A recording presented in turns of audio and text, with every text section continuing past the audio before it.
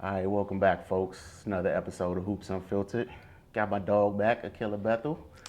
Hello, hello. Happy to be back. Thanks for running back with me, man. Lots been going on since the last time we talked. Definitely gonna get into this Bethel League thing. Of course, she had to bring home the gold. Bethel League champ, MVP, Yes. CEO. So we definitely gonna get into that. But before we talk about the league, you had an interesting experience in Japan recently. So yeah, Did. definitely want to hear about that, how that opportunity came about, and what you kind of got into over there. So it was a selection of 8 players. I was included, and we went over there to basically, help Japan's team get ready for the Olympics. I was one of the chosen few. One of my friends, Megan, actually threw my name in for Coach Curry, and it was just a great experience. I mean, we were in a bubble, but we got to take a tour through Tokyo and got to really experience their culture a little bit, and especially the way they practice. Like, those girls are great. Like, they're number 4 in the world. Fast tempo, fast pace. It was a great learning experience to learn from a different culture, especially, how they play basketball over there and the different things that they do compared to what we do here in the U.S. So it was great. I met a great group of girls, not only the Japan team, but my team, because I only went over there knowing 2 people. So it was amazing, honestly. Cool, that's dope, man. So you kind of talked about just experiencing their culture and and practicing with their team. Is the style of play over there similar to what you see in the States? I think some teams play that way, but there's no team in the world that can play at that pace. On, I'm serious. Like, I came back probably in one of the best shapes of my life, just practicing with them, because they really are go go go. Shoot threes. Like, you really gotta be in condition to play with them. They rarely miss shots. It's different. I was amazed and honored to even be a part of the experience. So what were you thinking going in, especially like I want to hear about what you thought about the competition level, just going into it, because you never played there before, right? No. Okay. Honestly, I didn't know what to expect. I just knew they were smaller than me. Knew they were small, but I really didn't know their style of play. Or, I mean, we had film, and I knew that they shot threes and everything, but film doesn't do it justice. Is how much how much they run, how fast they are, how much heart they have. Like, they're really a great team. Awesome, awesome. So would you ever go back? Absolutely. I wish they would call me right now to go back. Absolutely would go back. The atmosphere, how they treated us great. It was just, I have no complaints at all. Cool, man. Yeah, that's sounds like an amazing experience. But let's get back stateside into this Bethel League thing. So, wrapped up your first year. Yes. How does it feel just to be able to get through it? It feels great. I'm honestly still, I'm on cloud 9. The amount of support, the amount of love that I've gotten, even, the crowd, it's really the fans. The championship game, the amount of people that was in the gym, it was great. Like, I'm so happy that, my city showed up for me, and DC came down and showed up for them. So it was amazing. It was a successful first year. It was more than I could ask for, honestly. Cool, man. So what was some of your biggest challenges in running the league? Biggest challenge, playing and running the league. By far the biggest challenge, because when I'm on the court, I like to be on the court, but I gotta deal with the clock stuff, I gotta deal with door stuff, I gotta deal with certain things that are supposed to be handled by me while I'm playing. I think the biggest challenge was the behind the scenes stuff, the getting it ready, the registration, the making sure uniforms are on time, making sure everybody's on time, making sure everybody's following the rules. That aspect of it was exhausting. But once I got through that, it was like, okay, now all I got to do is, got the refs, got the gym, everything like that. All the other little stuff was just little things. But I think the behind the scenes, to get it prepared, to getting it insured, getting the gym, getting the teams, everything on time, it running how I wanted to run, it being competitive how I wanted it to be was the biggest thing for me. Yeah, man, I think a lot of times people look at somebody that's putting a league together and they think they're just gathering a bunch of people to play basketball, but it's so much more than that. It is. So, I underestimated it at first. I was like, oh, I'm just, put a league together. It's nothing. You get uniforms, you do this. No, it is so much more than that. Because you have to, because for me, I had a vision. I had a vision for myself, for my reputation.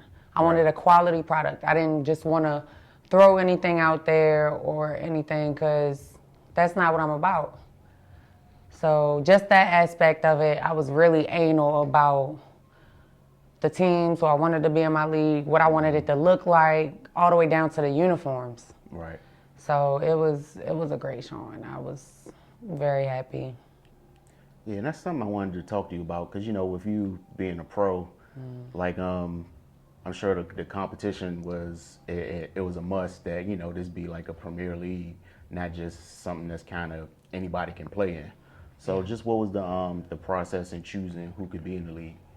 I think this year it wasn't that much of a process, only because it was my first year. Nobody really knew what to expect. A lot of people knew who I was and how I played and stuff, but I don't think they knew exactly the quality players coming into it initially, because I know a lot of people was like, oh, we got uniforms, like you flying people in to play on your team. I'm like, yeah. I want, a part of it being premier is it being exclusive. So it is not just, anybody could play. Right. It's an exclusively, like, I want the best of the best in the Bethel League. I wanted that championship game.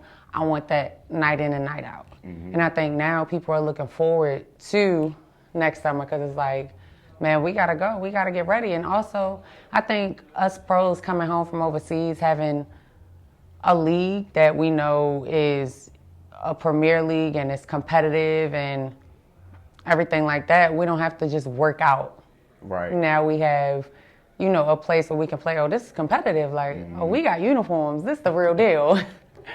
So, yeah, I think, I've already had some other states hit me up about coming to play in the league next year. So Oh, wow.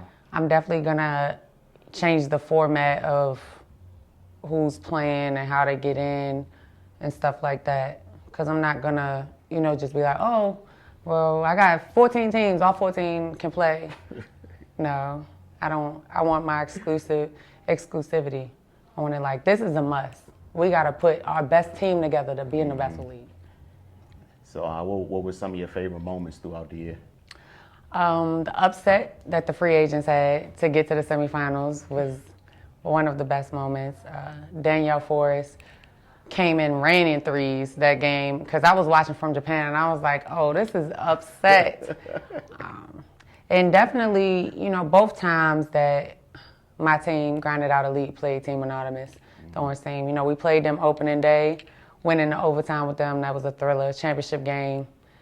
Down 16.5, that was a thriller. So those are some of my favorite moments. Also, really just the fans, just seeing everybody come out and support. Some of the young kids coming out, that was the best moments for me. The fans and the support, that was one of my best moments. And I know when we talked before, you emphasized wanting the AAU teams to bring the girls out. So what did that mean to you to have them there and you be able to set that example for them, what it looks like to progress in basketball for a female? It honestly meant a lot. I don't think people realize how much that meant to me, because I had that. I was in awe when I would watch the older girls and wanted to be like them, wanted to beat them more so, and just having that positive effect on these young girls, that there are women in their backyard that they can touch, they can reach, they can talk to. Because I seen some of them come up to me. I was at Route 1 the other day, and they trained with Coach Mookie up there, and they was like, oh, you were in the Bethel League. Like, that meant a lot to me, that they were so, excited to see me. Because I was excited to see them. Like, yes, that was me. And now they have somebody like, oh, we don't have to watch the NBA. We can just go to the Bethel League. And they can contact me if they want to, or I can make, come to their practices, whatever. But for me, coming from Baltimore, everybody has this bad stigma about us. Yeah, we're gritty. We have this hard up facade, but we can do it. We can make it.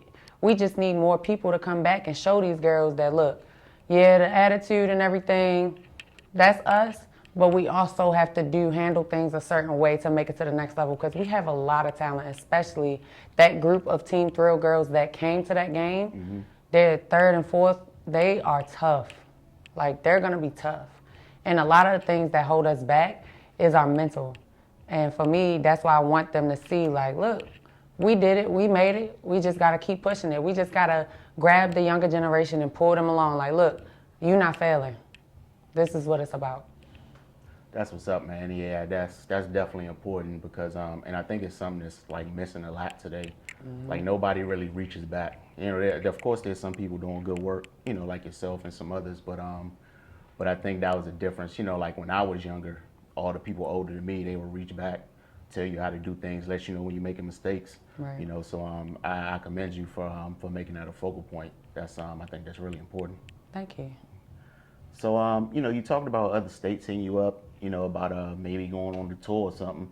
Like, just talk about your plans for growth for the league. Like, what can we look forward to next year? So my plans as far as growth is to definitely get some outside states like the New Yorks, the New Jerseys, Phillies, to put in a dominant team so we have that different culture, different way of playing style to come down here to the DMV. Because, everybody goes to New York to hoop. Right. Everybody goes to Philly to hoop. Like, y'all come down here. Y'all see what we got. We got the best of the best, so that's what I want to have next year. And also, I plan on having some more girls, some more pros fly in, have guest appearances, guest players, and things like that, because it's the Premier League. I want the best of the best. So it's only going up from here. More talent, more quality. People need to get ready because it's coming, 2022.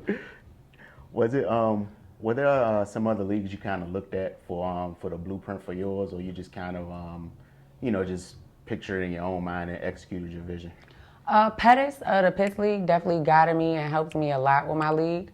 I would say he helped me structure it and guide it, but ultimately, like, I had my own vision for my league, but he definitely laid out, the blueprint. Was like, look, this is what you do, this is the steps, and helped me learn and kind of do things my own way while guiding me through certain things. Like, look, you can't do that, you shouldn't do this, just so I wouldn't fail.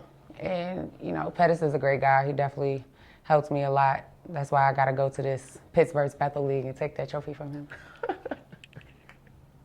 So let's talk about it, man. Pitts League versus Bethel League. I know who you think is going to win. Just let me know. It's who I know is going to win. Bethel League by how much? Bethel League. What's the spread? The spread, I think Bethel League is going to win by 10 or more. Okay. 10 plus. I like it.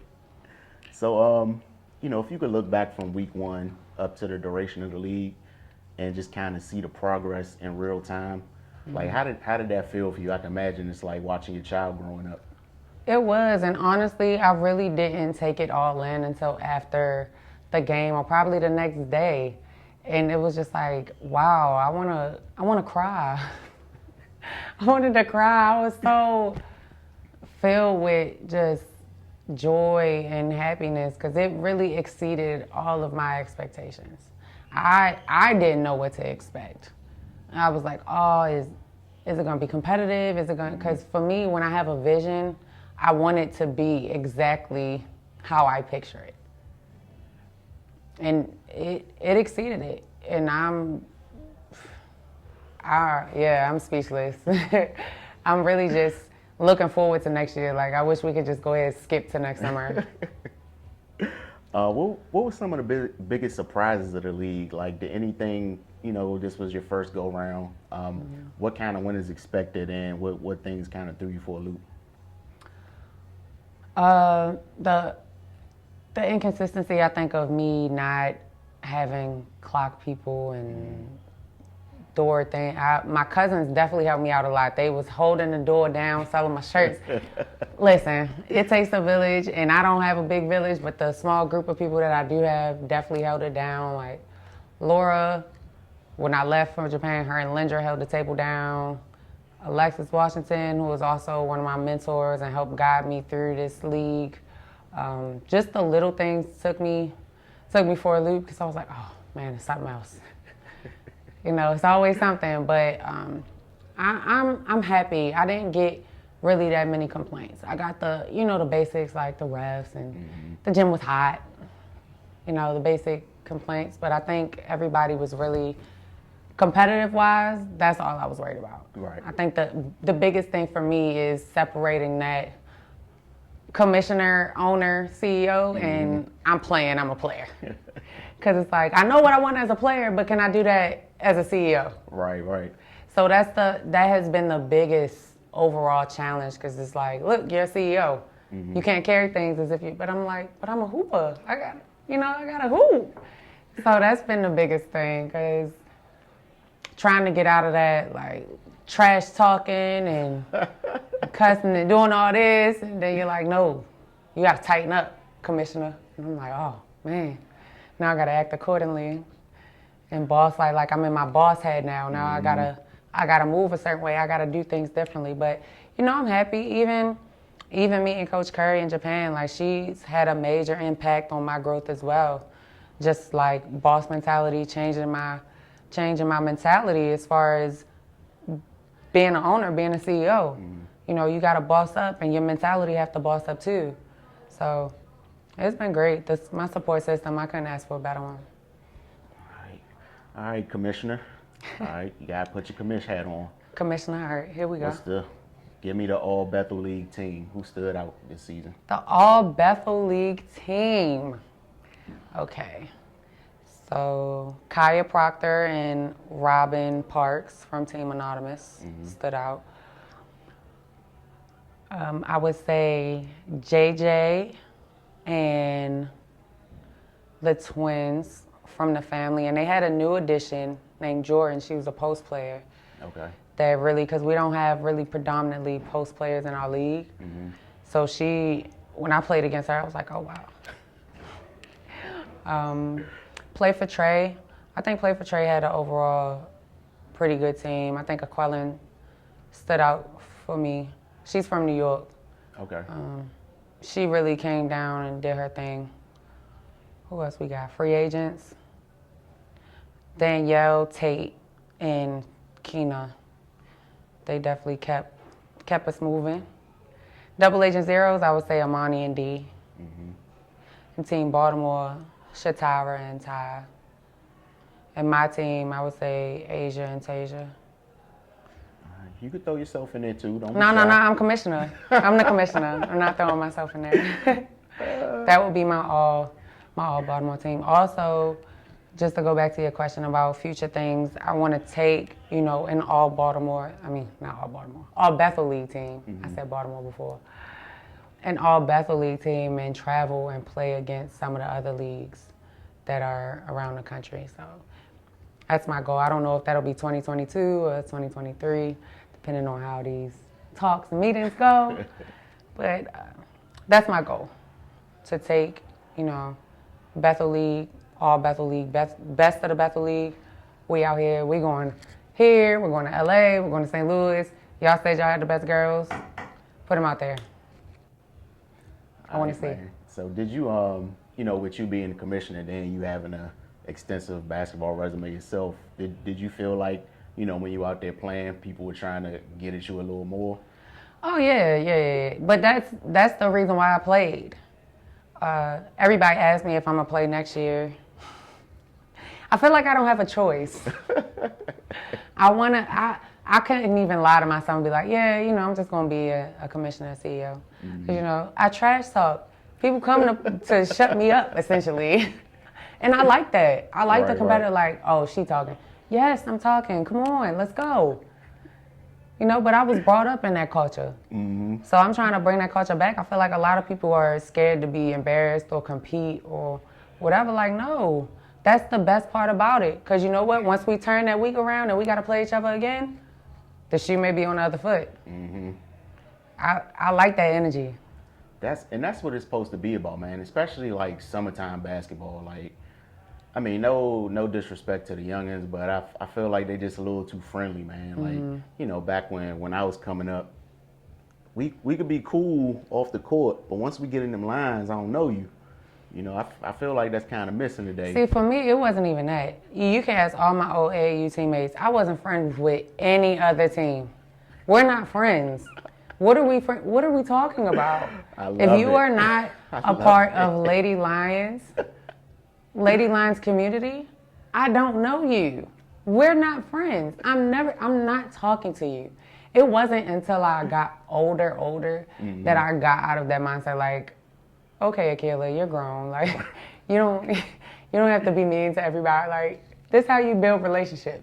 That's how I'm learning to network now. But before my AAU days, no, don't. I would get mad at my teammates for speaking to why are you talking to them? We just lost and you're being friends?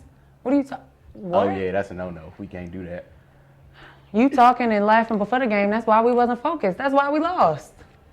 But I definitely think it's a different effect. This generation is different. Yeah. I mean, but you know, only thing we could do is set the example like you doing. That's all. I'm here for it. But how did it feel to get such a great response and support from the community your first time out? Cloud nine.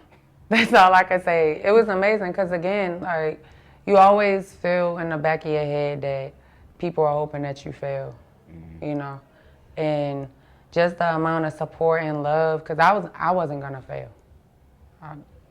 I don't care what I had to do. I wasn't gonna fail, and just the amount of support and love that I was getting was breathtaking. Because even after the first game, I got a random call from the AC Sports, the guy that John, he live streams all the games. That was after the first week. Freddie, the AD down in Concordia Prep, I guess put us, told him what we was doing. Second week, my game's a live stream as a first year league. Like, that's huge. Yeah. People want to be a part. People, see something great manifesting, and it's just the support is overwhelming, and I'm so thankful. Did you ever have any doubts through the process? And if you did the outcome kind of just reaffirm that you was doing the right thing?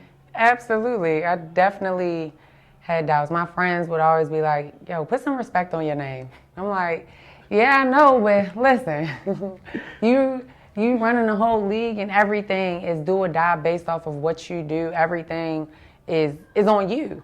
Because I had help, but I also was I'm somebody that I do everything myself. So like down to the little things, I'm like, no, I got it. They obviously, my people would come in and help me because they seen me kind of like getting stressed out. But yeah, I'm speechless.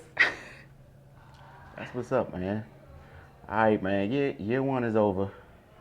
If you could sum it up in a few words, what would you say about year one of the Bethel League? Year one of the Bethel League is big buckets. 2 words, big buckets. Women ball 2.